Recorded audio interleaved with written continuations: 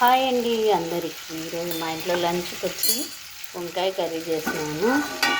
వంకాయలు అయితే బజ్జీలకని తెచ్చినాను. వంకాయలు నల్ల వంకాయలు ఎటు చాలావని కొంచెమే కర్రీ.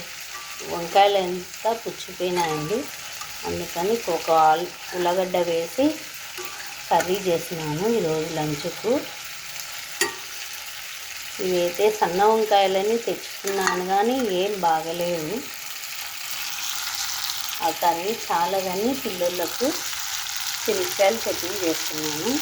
శనక్కాయల చట్నీలో టమోటాలు మగ్గేటప్పుడు కొంచెం నెయ్యి వేస్తే చట్నీ సూపర్గా ఉంటుంది.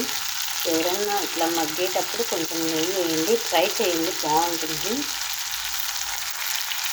నేనైతే వేస్తాను ఖచ్చితంగా. నాకు చట్నీ చేయడం బాగా ఇష్టము. ఏదో ఒక రకం చట్నీ చేయడం రోజు ఒకసారి చేస్తాను. శనక్కాయ పప్పు అయితే సన్న మంటతో వేయించుకోవాలండి, బాగుంటాయి. ఇంకొక అందమైన ఫ్లేవర్ వస్తుంది. తింటా అంటే చట్నీ బాగుంటుంది. ఎప్పుడైనా సన్న మంటతో శనక్కాయ పప్పులు వేయించుకోండి. నాకు చిన్న సలహా అంతే, ఏమనుకోవాలండి. ఈరోజైతే మా ఇంట్లో లంచ్కి వచ్చి వంకాయ కర్రీ, శనక్కాయల చట్నీ, పులగం చేసిన.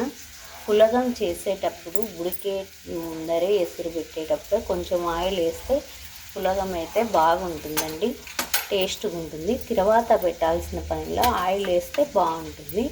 నేనైతే అట్లే ట్రై చేస్తాను. మా పిల్లలకైతే చాలా ఇష్టము. ఈరోజైతే పిల్లలకు క్యారేజ్ పెట్టాలి.